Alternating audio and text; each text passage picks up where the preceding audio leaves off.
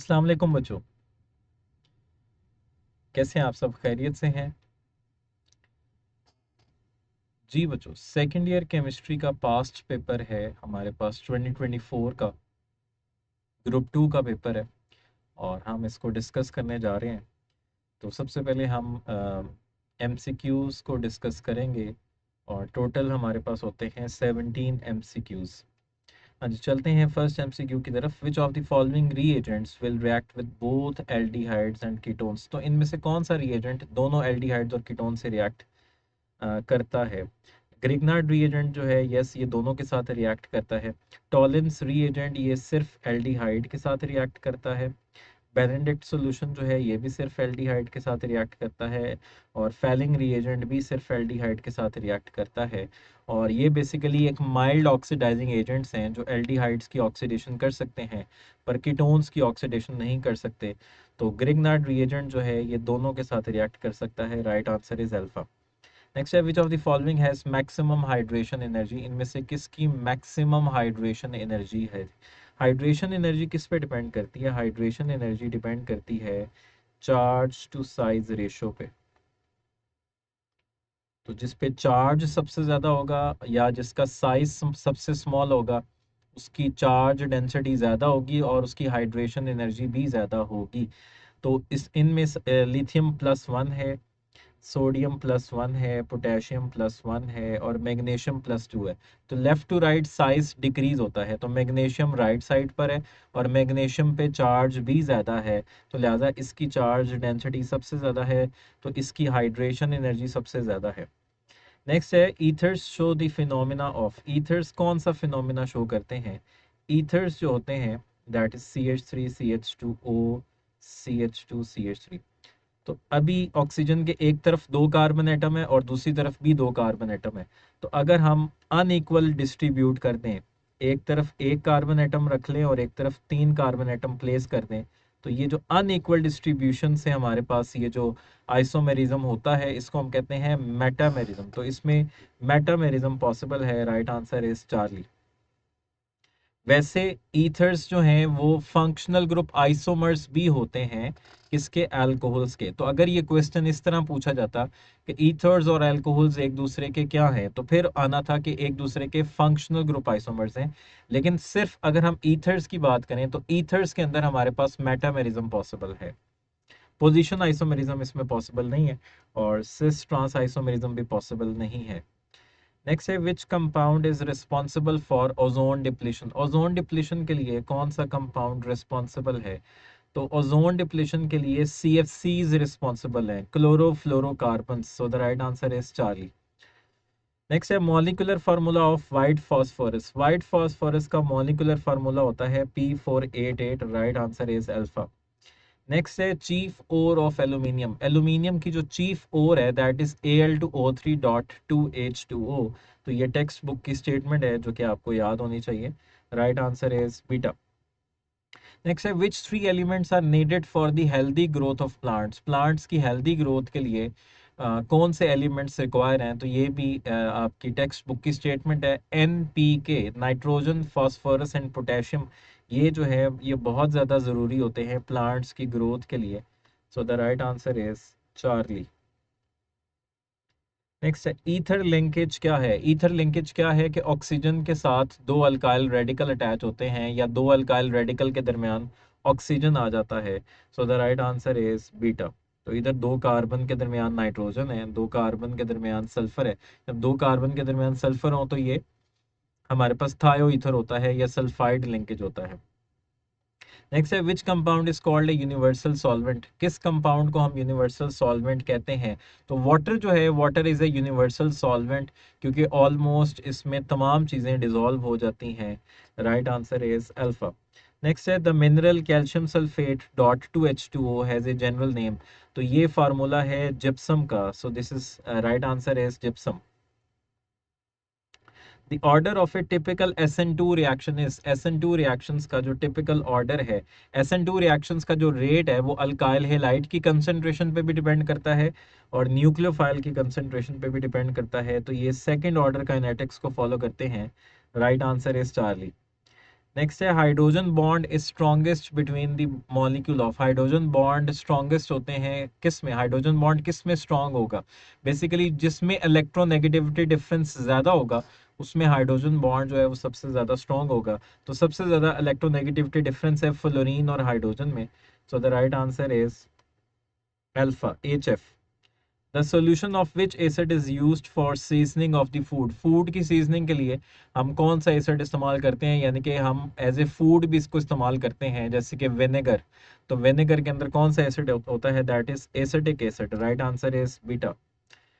A single chloride free radical can A single chlorine free radical can destroy how many ozone molecules। तो ये आपकी text book की statement है कि एक क्लोरीन फ्री रेडिकल जो है वो 1 लाख ओजोन मॉलिक्यूल्स को डिस्ट्रॉय कर सकता है। Right answer is beta, 1 lakh. Next है which one of the nitrogenous base is not present in RNA. RNA में कौन सी नाइट्रोजन बेस प्रेजेंट नहीं होती, बेसिकली डीएनए में कौन सी होती है, एडेनिन, गुआनिन, साइटोसिन, थायमिन। तो आरएनए में थायमिन की जगह यूरासिल होती है, तो यानी कि आरएनए में थायमिन नहीं होती। तो उसने यही पूछा है कि आरएनए में कौन सी नहीं होती, थायमिन नहीं होती, तो इसमें थायमिन की जगह यूरासिल होती है। नेक्स्ट है benzene can not undergo. Benzene कौन से रिएक्शंस शो नहीं करता, बेंजीन सब्स्टिट्यूशन रिएक्शंस भी शो करता है, बेंजीन की ऑक्सीडेशन भी हो सकती है वेनेडियम पेंटाऑक्साइड की मदद से। ये आपकी टेक्स्ट बुक में गिवन है कि बेंजीन की जब हम ऑक्सीडेशन करते हैं वेनेडियम पेंटाऑक्साइड की मदद से तो मैलिक एसिड बनता है। ऑक्सीडेशन होती है लेकिन बहुत मुश्किल से होती है। और इलेक्ट्रोफिलिक सब्स्टिट्यूशन रिएक्शंस तो ये आसानी से देता है, एडिशन रिएक्शंस भी देता है लेकिन मुश्किल से देता है, लेकिन देता है। लेकिन एलिमिनेशन रिएक्शंस शो नहीं करता। Right answer is delta. और लास्ट है coordination number of platinum in PtCl NO2 NH3 4। तो इसमें प्लैटिनम का कोऑर्डिनेशन नंबर क्या है, तो जितने लेगेंड्स इसको पेयर ऑफ इलेक्ट्रॉन डोनेट कर रहे हैं वो इसका कोऑर्डिनेशन नंबर है। तो 4 एमाइन है, एक नाइट्रो है, एक Cl है, तो टोटल कितने हो गए 6, तो लिहाजा इसका कोऑर्डिनेशन नंबर होगा 6। ठीक है बच्चों, तो ये था जी हमारे पास ऑब्जेक्टिव एमसीक्यूज। 17 MCQs होते हैं। अब हम चलते हैं सब्जेक्टिव की तरफ। तो सब्जेक्टिव में हमारे पास क्वेश्चन नंबर 2 जो है वो शॉर्ट क्वेश्चंस का होता है। तो इसमें 12 शॉर्ट क्वेश्चंस आते हैं, उसमें से 8 अटेम्प्ट करने होते हैं। ठीक है, तो इसमें टोटल हमारे पास 12 शॉर्ट क्वेश्चंस होते हैं क्वेश्चन नंबर 2 में, उसमें से आपने 8 अटेम्प्ट करने होते हैं। तो पहला शॉर्ट क्वेश्चन है why size of cation is smaller than it's parent atom, give example also. Positive ion का साइज स्मॉल होता है अपने पेरेंट एटम से, क्यों, तो इसमें एक बात आपने लिखनी है। एक बात सबसे इंपॉर्टेंट है क्या, कि इलेक्ट्रॉन प्रोटॉन रेशो इम्बैलेंस हो जाती है। इसमें जो की वर्ड होगा that is electron proton ratio जो है वो इम्बैलेंस हो जाती है। यानी कि जब कोई एटम इलेक्ट्रॉन लूज कर देता है तो उसके प्रोटॉन ज्यादा हो जाते हैं और इलेक्ट्रॉन कम हो जाते हैं। तो जब प्रोटॉन ज्यादा हो जाएगा तो इसका मतलब है न्यूक्लियर चार्ज ज्यादा हो जाएगा। तो जब न्यूक्लियर चार्ज ज्यादा हो जाएगा तो फिर रिमेनिंग इलेक्ट्रॉन्स पर होल्ड ज्यादा हो जाएगा, तो रेडियस जो है वो डिक्रीज कर जाएगा। सो एक तो ये वाली बात है कि इलेक्ट्रॉन प्रोटॉन रेशो इम्बैलेंस हो जाती है। और कुछ ऐसे एलिमेंट्स होते हैं जिसमें उनके आखिरी शेल में एक इलेक्ट्रॉन होता है, तो अगर वो एक इलेक्ट्रॉन लूज कर देंगे तो उनका शेल शेल ही खत्म हो जाएगा। तो जब शेल ही खत्म हो जाएगा तो उनका रेडियस स्मॉल हो जाएगा। So the removal of one or more electrons from a neutral atom usually results in the loss of one or more shell. लेकिन ये हर एक के केस में ऐसा नहीं होगा। ठीक है, जैसे कि अगर हम एल्यूमिनियम की बात करें, एल्यूमिनियम अगर एक इलेक्ट्रॉन लूज कर भी देता है तो एल्यूमिनियम +1 में जो है वो 3 शेल्स ही होंगे। ठीक है, तो लेकिन अगर हम सोडियम की बात करते हैं तो सोडियम में जब हम एक इलेक्ट्रॉन लूज कर देते हैं तो इसका एक शेल खत्म हो जाता है। अच्छा, तो जिसमें शेल का नंबर कम नहीं होता तो उसमें क्या होता है कि ओवरऑल हम क्या बात करते हैं कि इलेक्ट्रॉन प्रोटॉन रेशो इम्बैलेंस हो जाती है। The removal of electrons The removal of electrons causes an imbalance in proton-electron ratio. Due to greater attraction of the nuclear charge, the electrons are drawn closer to the nucleus and size decreases. ठीक है, तो की word होगा इसका electron proton ratio imbalance हो जाती है। Next है why diamond is a non conductor while graphite is conductor.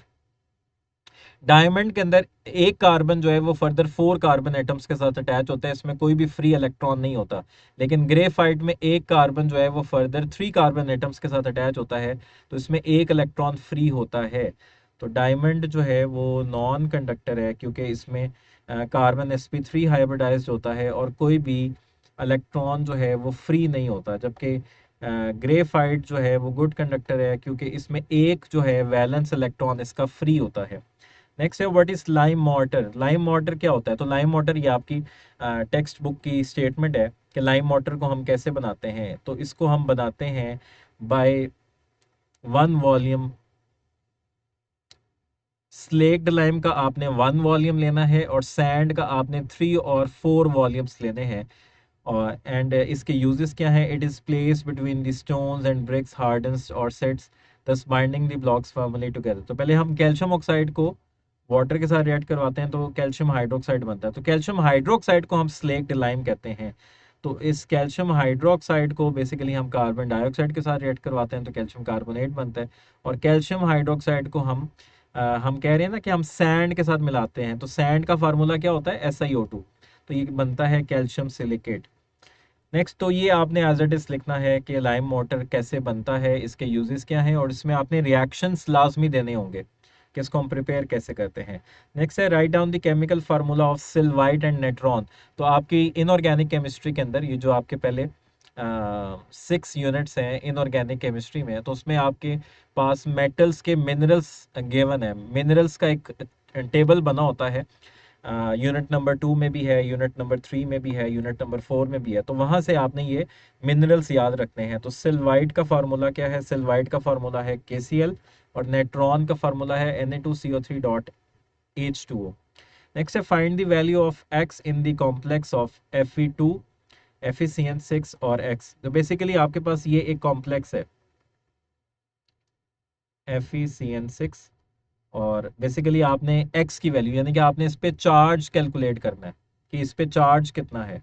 और उसने आपको बता दिया कि इसमें आयरन जो है आयरन 2 है, यानी कि इसमें आयरन की वैलेंसी है +2। तो इसमें बेसिकली आपने क्या करना है? इसमें जस्ट आपने इसमें आपको ये इक्वेशन लिखने की भी जरूरत नहीं है, इसमें आपको इक्वेशन लिखने की जरूरत नहीं है।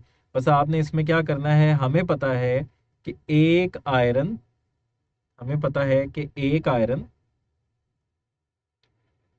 आयरन और 6 सायानाइड का सम ये चार्ज होता है। एक आयरन और 6 सायानाइड का सम है x। अच्छा, आयरन कितना है? +2, और सायानाइड कितनी होती है? -1। तो ये हो गया -6 और +2।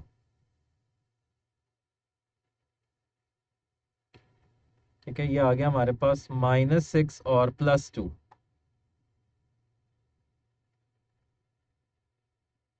तो ये हो जाएगा हमारे पास -4। तो x की वैल्यू क्या आ गई हमारे पास? -4। तो ये आपने याद रखना है, कोऑर्डिनेशन स्फीयर पे जो चार्ज होता है वो उसमें सेंट्रल मेटल एटम और लेगेंड्स की जो ऑक्सीडेशन स्टेट है उनको ऐड करेंगे तो कोऑर्डिनेशन स्फीयर के बराबर होगा। तो आयरन की भी ऑक्सीडेशन स्टेट हमें पता है, साइनाइड की भी हमें पता है। हम वैल्यूज पुट करेंगे तो x की वैल्यू आ गई -4। तो इसमें ये पूरी इक्वेशन लिखने की जरूरत नहीं है। Under what conditions does aluminium crore. Aluminium को कब जंग लगता है? नॉर्मली तो एल्यूमिनियम को जंग नहीं लगता। तो एल्यूमिनियम को कब जंग लगेगा? When ever aluminium comes in contact with A less active metal. जब भी एल्यूमिनियम उस मेटल के कांटेक्ट में आएगा जो इससे कम रिएक्टिव है, तो फिर एक गल्वेनिक सेल स्टैब्लिश हो जाएगा। जैसे कि अगर हम एल्यूमिनियम को कॉपर के साथ मिक्स करते हैं, अगर एल्यूमिनियम कॉपर के साथ इंटैक्ट आता है, कॉपर के कांटेक्ट में आता है, तो एल्यूमिनियम ज़्यादा रिएक्टिव है, कॉपर कम रिएक्टिव है, तो एल्यूमिनियम जो है वो इलेक्ट्रॉन लूज करेगा और कॉपर इलेक्ट्रॉन गेन करेगा। तो इस तरह एल्यूमिनियम को जंग लगेगा। तो ये इलेक्ट्रोकेमिस्ट्री आपने फर्स्ट ईयर में पढ़ी थी। तो बेसिकली जब भी दो एलिमेंट्स एक दूसरे के कांटेक्ट में आते हैं तो एक गल्वेनिक सेल स्टैब्लिश हो जाता है। तो वो जो इलेक्ट्रोकेमिकल सीरीज में ऊपर होता है वो इलेक्ट्रॉन लूज करता है, जो नीचे होता है वो इलेक्ट्रॉन गेन करता है। तो like copper in the presence of air and moisture it gets corroded, और इसके लिए एयर और मॉइस्चर भी जरूरी होता है। तो इसमें क्या होता है, एक गल्वेनिक सेल स्टैब्लिश हो जाता है। तो इसमें गल्वेनिक सेल जो है वो एक की वर्ड है, और एल्यूमिनियम उस मेटल के कांटेक्ट में आएगा जो इससे कम रिएक्टिव है। नेक्स्ट है why alkyl iodide is more reactive than alkyl fluoride. Alkyl iodide क्यों ज्यादा रिएक्टिव है अल्काइल फ्लोराइड से?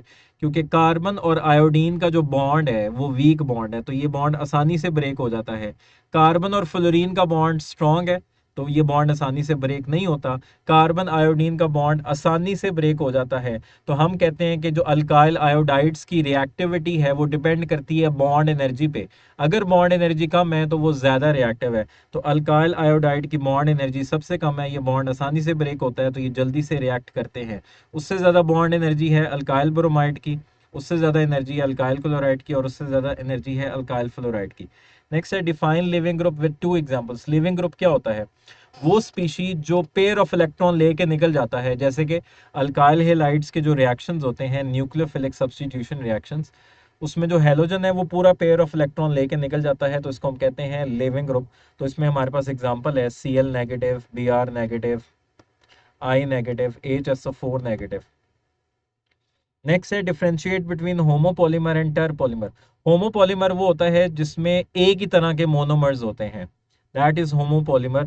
The polymer made up of the polymer formed by the polymerisation of one type of monomer, जैसे कि vinyl acetate. तो vinyl acetate आपस में मिलते जाएगा और एक होमोपॉलीमर बन जाएगा। और टर पॉलीमर से क्या मुराद है? ऐसा पॉलीमर जिसमें तीन डिफरेंट टाइप के मोनोमर्स आपस में पॉलीमराइज हो जाएं। और इसकी एग्जांपल है आपकी टेक्स्ट बुक की कि मीथाइल मेथाक्राइलेट, ब्यूटाइल एक्राइलेट और एक्राइलिक एसिड। ये तीन डिफरेंट मोनोमर्स हैं, ये आपस में पॉलीमराइज होते हैं और ये बन जाता है टर पॉलीमर। नेक्स्ट है 10th क्वेश्चन है write down the structures of epichlorohydrin and diphenylol propene. Diphenylol propane, तो ये आपकी टेक्स्ट बुक में चैप्टर नंबर 14 में जो पॉलीमर्स वाला चैप्टर है वहां पर ये गिवन है। एपिक्लोरोहाइड्रिन का फार्मूला होता है CH2 single bond O single bond CH। तो ये है जी CH2, ये है CH और ये है ऑक्सीजन, और फिर आगे CH2 और फिर आगे Cl। This is एपिक्लोरोहाइड्रिन। और डाइफिनॉल फिनाइलोल प्रोपेन, तो ये तीन कार्बन वाली प्रोपेन है। तो एक इस तरफ फिनाइल ग्रुप लगाया, एक इस तरफ फिनाइल ग्रुप लगाया, यानी कि इसी कार्बन के साथ दो फिनाइल ग्रुप लगा दिए, इसी कार्बन के साथ हमने दो फिनाइल ग्रुप लगा दिए, और इस फिनाइल के साथ आगे OH लगा दिया, तो ये फिनाइलोल हो गया। तो एक फिनाइलोल ये है, एक फिनाइलोल ये है, तो ये डाइफिनाइलोल और तीन कार्बन वाली प्रोपेन। 11th क्वेश्चन है write down any two characteristics of lipids. Lipids के कोई से दो कैरेक्टरिस्टिक्स लिख दें। एक तो ये पानी में इनसॉल्युबल होते हैं, और दूसरा ये इसको लिविंग ऑर्गेनिजम्स जो हैं यूटिलाइज करते हैं और एनर्जी हासिल करते हैं। नेक्स्ट है write any 4 essential qualities of a good fertiliser. तो ये बड़ा इंपॉर्टेंट क्वेश्चन है कि गुड फर्टिलाइजर की क्वालिटीज क्या हैं। तो आपकी आपकी टेक्स्ट बुक में काफ़ी सारी क्वालिटीज लिखी हुई हैं कि ये प्लांट के लिए नुकसानदेह नहीं होना चाहिए, ये पीएच की सॉइल की पीएच को चेंज ना करे, और ये स्टेबल होना चाहिए लॉन्गर पीरियड ऑफ टाइम के लिए, और इसको चीप होना चाहिए। ठीक है, आप कोई भी कैरेक्टरिस्टिक्स लिख सकते हो। नेक्स्ट क्वेश्चन नंबर 3 है। क्वेश्चन नंबर 3 में भी 12 शॉर्ट क्वेश्चन आते हैं, आपने 8 अटेम्प्ट करने होते हैं। तो पहला शॉर्ट क्वेश्चन है why does aqua regia dissolve gold and platinum. तो ये बहुत इंपॉर्टेंट क्वेश्चन है। गोल्ड और प्लैटिनम जो है इनर्ट मेटल हैं, ये दोनों मेटल रिएक्ट नहीं करते, लेकिन जो एक्वा रीजिया है ये एक्वा रीजिया गोल्ड और प्लैटिनम के साथ रिएक्ट कर जाता है। एक्वा रीजिया होता क्या है? जब हम HNO3 का 1 मोल ले लें और HCl के 3 मोल ले लें, तो हमारे पास बनता है नाइट्रोसाइल क्लोराइड NOCl, और साथ Cl2 बनता है, साथ वाटर। अब ये जो NOCl बनता है ये डिकम्पोज होके बनाता है NO और साथ एटॉमिक क्लोरीन। तो ये जो एटॉमिक क्लोरीन है ना, ये बहुत ज्यादा रिएक्टिव होती है। तो ये फिर एटॉमिक क्लोरीन गोल्ड के साथ रिएक्ट कर जाती है और गोल्ड की ऑक्सीडेशन हो जाती है और गोल्ड का क्लोराइड बन जाता है। तो इस तरह ये गोल्ड और प्लैटिनम को डिसॉल्व कर देता है। तो ये इक्वेशंस देना लाजमी है, ये की वर्ड्स हैं। नेक्स्ट है how does NO2 act as an oxidising agent. NO2 कैसे ऑक्सीडाइजिंग एजेंट के तौर पे एक्ट करता है? तो इसमें आपने इक्वेशन दे के बताना है कि ये ऑक्सीडाइजिंग एजेंट के तौर पे एक्ट कर रहा है। तो इसको हम इस्तेमाल करेंगे H2S को ऑक्सीडाइज करने में। तो NO2 जो है H2S को ऑक्सीडाइज कर रहा है और खुद रिड्यूस हो रहा है। यहाँ पर NO+4 है, यहाँ पर NO+2 है, तो खुद ये रिड्यूस हो गया और इसने सल्फर को ऑक्सीडाइज कर दिया। और इसी तरह पोटेशियम आयोडाइड के साथ भी आपने एक रिएक्शन देना है। इसमें आयोडीन -1 से 0 पे चला गया, तो आयोडीन की हो गई ऑक्सीडेशन और खुद उसकी रिडक्शन हो गई, खुद इसकी क्या हो गई, रिडक्शन। तो ये आपने स्टेटमेंट ना भी लिखो, आपने इक्वेशन देना जो है वो लाजमी है। नेक्स्ट है why H F is weaker acid than H B R. H F weaker acid है as compare to H B R. जो प्रोटॉन आसानी से डोनेट कर सकता है वो स्ट्रॉन्ग एसिड होता है। अब चूंकि एच एफ में बॉन्डिंग भी स्ट्रॉन्ग है, एच एफ में ज्यादा स्ट्रॉन्ग बॉन्ड है as compare to H B R, और एच एफ के अंदर हाइड्रोजन बॉन्डिंग भी है जबकि एच बी आर में हाइड्रोजन बॉन्डिंग नहीं है। तो एच एफ के लिए प्रोटॉन डोनेट करना वो बहुत मुश्किल है। So HF is weaker acid than HBr because ionization of HF is very small due to strong hydrogen bonding। इसके अंदर strong hydrogen bonding होती है, ये आसानी से प्रोटॉन डोनेट नहीं कर सकता क्योंकि इसका जो हाइड्रोजन एटम है वो एंट्रैप्ड होता है दो फ्लोरीन एटम्स के दरमियान। इसका जो हाइड्रोजन एटम होता है वो एंट्रैप्ड होता है दो फ्लोरीन एटम्स के दरमियान, तो ये आसानी से प्रोटॉन डोनेट नहीं कर सकता। नेक्स्ट है which halogen is used as an antiseptic. कौन सा हेलोजन एंटीसेप्टिक के तौर पे इस्तेमाल होता है, तो बहुत सिंपल है, यानी कि जर्म्स को किल करने के लिए एक क्लोरीन है और एक ब्रोमीन है। बहुत सिंपल सा क्वेश्चन है।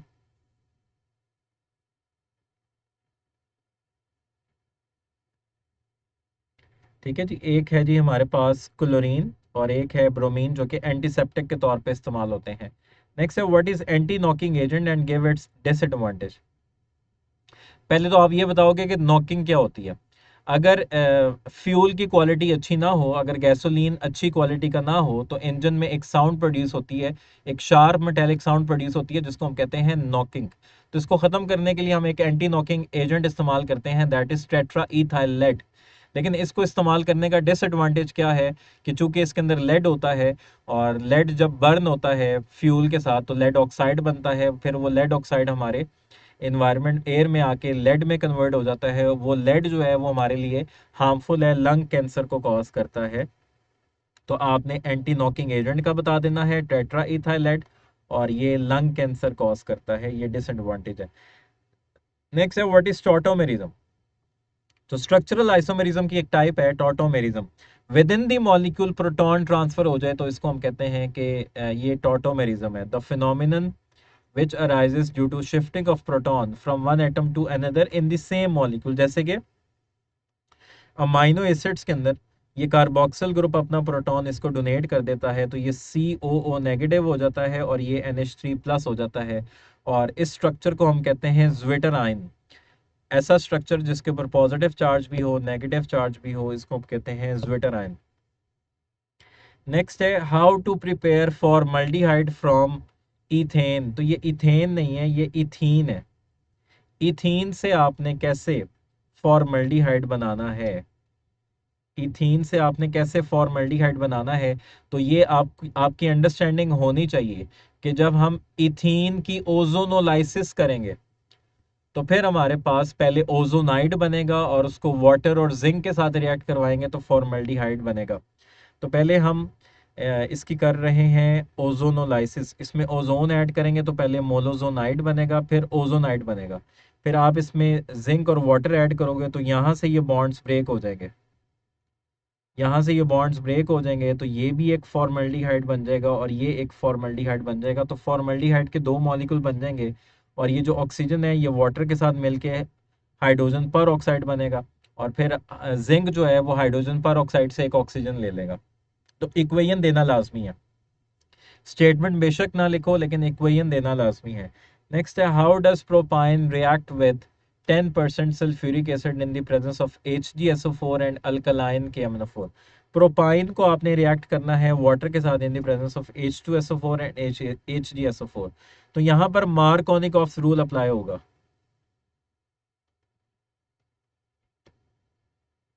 ये नेगेटिव पार्ट है तो ये इस कार्बन के पास जाएगा जिसके पास कम हाइड्रोजन है, तो ये बन जाएगा हमारे पास CH3COH डबल बॉन्ड CH2। अब इसमें क्या होगी, रीअरेंजमेंट होगी, with in the molecule proton transfer होगा, ये इधर आ जाएगा तो ये बन जाएगी हमारे पास एसीटोन। तो ये था जी अल्कला, ये था रिएक्शन सल्फ्यूरिक एसिड के साथ इन the presence of HgSO4। Next इसका रिएक्शन है अल्कलाइन KMnO4 के साथ। तो अल्कलाइन KMnO4 का काम होता है हाइड्रोक्सिलेशन। तो ये कार्बन कार्बन ट्रिपल बॉन्ड में ये OH ग्रुप ऐड कर देगा, 2 OH इस कार्बन के साथ लग जाएंगे और 2 OH इस कार्बन के साथ लग जाएंगे। फिर हम इसमें से 2 वाटर मॉलिक्यूल निकाल लेंगे, HOH ये एक वाटर मॉलिक्यूल निकल गया, HOH ये दूसरा वाटर मॉलिक्यूल निकल गया। तो पीछे क्या बच गया, CH3, और इस कार्बन के पास डबल बॉन्ड ऑक्सीजन और हाइड्रोजन, और इस कार्बन के पास भी ये हाइड्रोजन नहीं आएगा, यहाँ पर ये हाइड्रोजन नहीं आएगा। तो इस कार्बन के पास डबल बॉन्ड ऑक्सीजन और इस कार्बन के साथ एक हाइड्रोजन और एक डबल बॉन्ड ऑक्सीजन। तो ये हमारा प्रोडक्ट बनेगा। नेक्स्ट है how to prepare alkane from carbonyl compounds. तो एल्केन को हम कार्बोनाइल कंपाउंड से कैसे प्रिपेयर कर सकते हैं, तो ये एल्केन की प्रिपरेशन में गिवन है, एक क्लेमेंसन रिडक्शन और एक वॉल्फ-किश्नर रिडक्शन। क्लेमेंसन रिडक्शन में हम कीटोन को रिड्यूस करते हैं और वॉल्फ-किश्नर रिडक्शन में हम एल्डिहाइड को रिड्यूस करते हैं।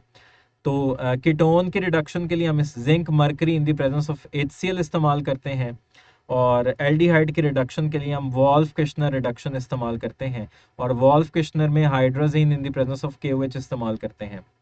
नेक्स्ट है how does acid rain affects environment. Acid rain कैसे एनवायरनमेंट को अफेक्ट करती है। तो एसिड रेन जो है वो बेसिकली इम्पॉर्टेंट जो न्यूट्रिएंट्स होते हैं, इम्पॉर्टेंट जो मिनरल्स होते हैं, उनको सॉइल से बाहर निकाल देती है। इसको हम कहते हैं leach. Acidification of soil can leach nutrients damaging leaves, plants and growth of flowers. और acidification can leach metals, aluminium, mercury, lead and calcium, discharge them into the river. तो एसिडिफिकेशन क्या करता है, एल्यूमिनियम, मर्करी, लेड और calcium को soil से निकाल के कहाँ पर ले आता है, रिवर्स में ले आता है, और जो कि फिशेस के लिए जो हार्मफुल होती हैं। इससे फिशेस के जो गिल्स हैं वो क्लॉग हो जाते हैं और अल्टीमेट उनकी डेथ हो जाती है।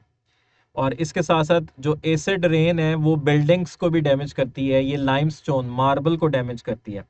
नेक्स्ट है how is ozone layer depleted by chlorofluorocarbons. तो इसमें आपने इक्वेशन देनी है कि क्लोरोफ्लोरोकार्बन्स जो हैं इन पे जब सनलाइट पड़ती है तो ये फ्री रेडिकल में, क्लोरीन फ्री रेडिकल में कन्वर्ट होता है। क्लोरीन फ्री रेडिकल ओजोन के साथ मिलता है तो ऑक्सी क्लोरीन फ्री रेडिकल बनता है। ये ऑक्सी क्लोरीन फ्री रेडिकल फिर जो है ओजोन के साथ मिलता है और इसको ऑक्सीजन मॉलिक्यूल में कन्वर्ट कर देता है। तो ये इक्वेशन देना जो है ये बहुत ज़रूरी है।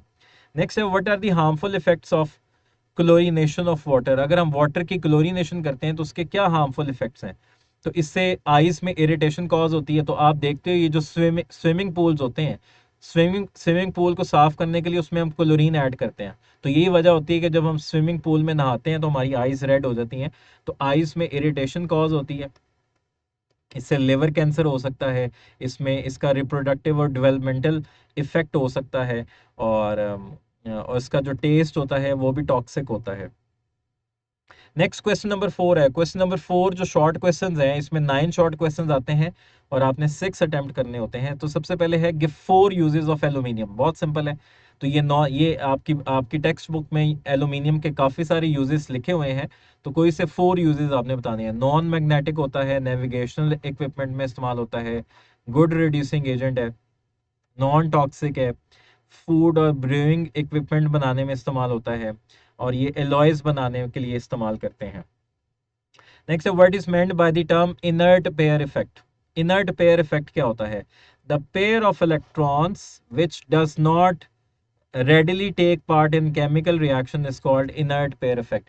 वो पेयर ऑफ इलेक्ट्रॉन जो बॉन्डिंग में हिस्सा नहीं लेता, उस पेयर को हम कहते हैं कि वो इनर्ट पेयर है। तो इसको कहते हैं इनर्ट पेयर इफेक्ट। और ये बेसिकली ऑब्जर्व किया जाता है, ग्रुप 13 से लेके ग्रुप 16 के जो लोअर मेंबर्स हैं, नीचे वाले मेंबर्स हैं, ग्रुप 13 से ग्रुप 16 तक जो नीचे वाले मेंबर्स हैं, जैसे कि लेड है, ग्रुप नंबर 4 में लेड है, तो लेड +2 भी शो करता है, +4 भी शो करता है। यानी कि इसकी जो कॉन्फ़िगरेशन है वो है NS2 और NP2। तो इसके अंदर एबिलिटी होती है, या इसकी कोशिश होती है कि ये सिर्फ P के 2 इलेक्ट्रॉन्स को लूज करे, S के 2 इलेक्ट्रॉन्स को बॉन्डिंग में इन्वॉल्व ना करे। तो यानी कि ये +2 जो है ये आसानी से शो करता है, इसके लिए +4 शो करना मुश्किल है। क्यों? क्योंकि इसके अंदर इनर्ट पेयर इफेक्ट होता है। नेक्स्ट है what is water glass. Water glass क्या है और इसको हम कैसे प्रिपेयर करते हैं? तो जब आप सोडियम कार्बोनेट और सिलिका को मिलाते हो तो सोडियम सिलिकेट बनता है, इसको हम कहते हैं वाटर ग्लास। और ये एक सोडियम सिलिकेट एक सॉल्ट है मेटासिलिसिक एसिड का। नेक्स्ट है what happens when benzene is heated with concentrated sulphuric acid at 250 degree centigrade.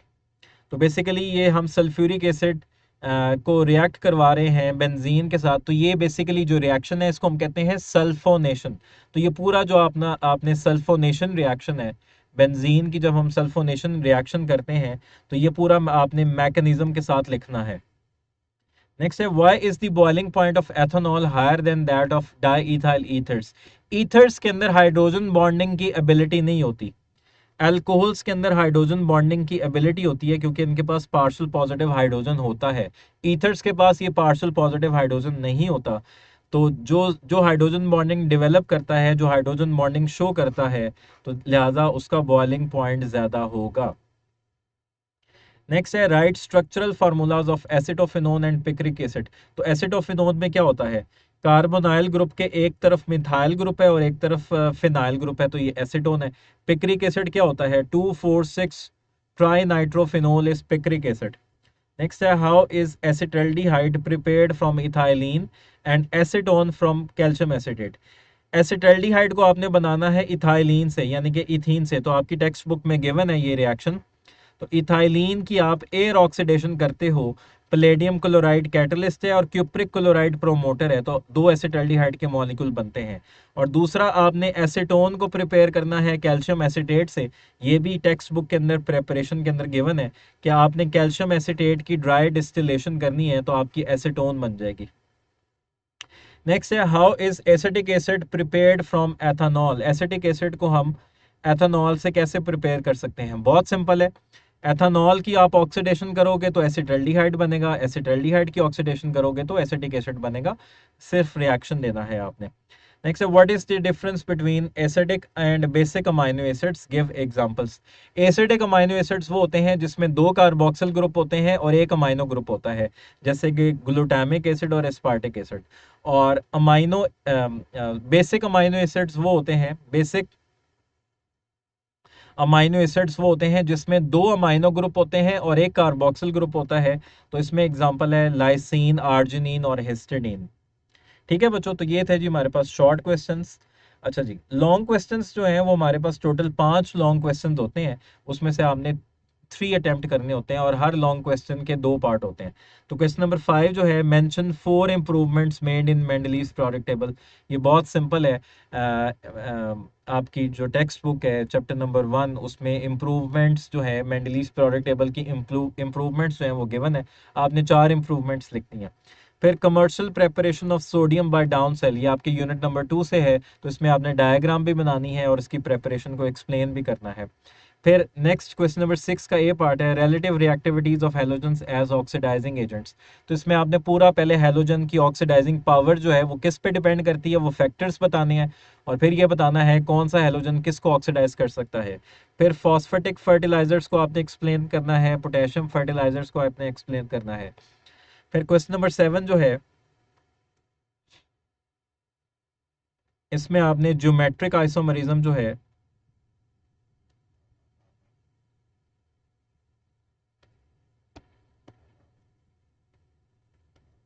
Geometric isomerism को एक्सप्लेन करना है with suitable examples and conditions necessary, और कंडीशन भी बतानी है ज्योमेट्रिक आइसोमेरिज्म के लिए क्या कंडीशन होती है। वो कार्बन जिसने डबल बॉन्ड बनाया हुआ है, ये सिर्फ एल्कीन्स में पॉसिबल है, तो वो कार्बन जिसने डबल बॉन्ड बनाया हुआ है उस कार्बन के साथ जो 2 ग्रुप्स अटैच हैं वो दोनों डिफरेंट होने चाहिए। तो इसमें आपने कंडीशन भी बतानी है, डेफिनेशन भी बतानी है और एग्जांपल्स भी देनी है। फिर वो कह रहा है give 4 equations with condition for the preparation of alkyl halides from alcohols. Alkyl halides को हम सिर्फ अल्कोहल से बनाते हैं। एक हम अल्काइल हैलाइड्स को एक हम अल्कोहल्स को रिएक्ट करवाते हैं HCl के साथ, एक अल्कोहल को हम रिएक्ट करवाते हैं थायोनाइल क्लोराइड के साथ, एक अल्कोहल को हम रिएक्ट करवाते हैं फॉस्फोरस ट्राइक्लोराइड के साथ एक अल्कोहल को हम रिएक्ट करवाते हैं फॉस्फोरस पेंटाक्लोराइड के साथ। फिर है जी कैटालिटिक ऑक्सीडेशन ऑफ मीथेन। तो जब ये आपकी यूनिट नंबर 8 में गिवन है, मीथेन की जब हम ऑक्सीडेशन करते हैं तो 4 स्टेप्स में इसकी ऑक्सीडेशन होती है। इसमें हम कॉपर कैटलिस्ट इस्तेमाल करते हैं 400 डिग्री सेंटीग्रेड पे। तो मीथेन की जब ऑक्सीडेशन करेंगे पहले बनेगा मिथाइल अल्कोहल, फिर इसकी ऑक्सीडेशन करेंगे तो फॉर्मल्डिहाइड, फिर ऑक्सीडेशन करेंगे तो फॉर्मिक एसिड, फिर ऑक्सीडेशन करेंगे तो कार्बन डाइऑक्साइड वाटर। नेक्स्ट आपका रिएक्शन है एथानॉल का, नहीं ये एथानल है, दिस इज एथानल। एथानल यानी कि एसिटल्डिहाइड। एसिटल्डिहाइड और एसीटोन का रिएक्शन आपने देना है हाइड्रोक्सिल एमाइन के साथ और फिनाइल हाइड्रोसिन के साथ। तो ये बेसिकली आपके पास acid catalysed nucleophilic addition reactions है। नेक्स्ट क्वेश्चन है write down any two reactions in which benzene act as saturated hydrocarbon and two reactions in which it act as unsaturated hydrocarbon। तो दो रिएक्शंस जिसमें benzene saturated के तौर पे act कर रहे हैं वो होंगे सब्स्टिट्यूशन रिएक्शंस। तो इसमें आप दे दो नाइट्रेशन, सल्फोनेशन, हेलोजिनेशन। दो रिएक्शंस जिसमें ये अनसैचुरेटेड बिहेवियर शो कर रहा है तो ये वो रिएक्शंस होंगे जिसमें ये एडिशन रिएक्शंस शो करेगा, यानी कि आप हाइड्रोजिनेशन कर दो, हेलोजिनेशन कर दो। नेक्स्ट है how will you prepare bakelite. Bakelite आप प्रिपेयर कैसे करते हो? जब आप फिनोल को फॉर्मल्डिहाइड के साथ रिएक्ट करवाते हो तो बेकेलाइट बनाओगे। इसी तरह फिनाइल एसीटेट बनाना है आपने फिनोल से, तो फिनोल को आप एसिटाइल क्लोराइड के साथ रिएक्ट करवाओगे तो फिनाइल एसीटेट बनेगा। ठीक है, तो रिएक्शंस जो हैं, जो प्रेपरेशन है, रिएक्शंस हैं, रिएक्शन ज़्यादा इंपॉर्टेंट होते हैं एज कंपेयर टू स्टेटमेंट्स। ठीक है बच्चों, तो ये था जी हमारे पास केमिस्ट्री का पास्ट पेपर सेकेंड ईयर का 2024 का ग्रुप 2। ओके जी, विश यू गुड लक, अल्लाह हाफिज़।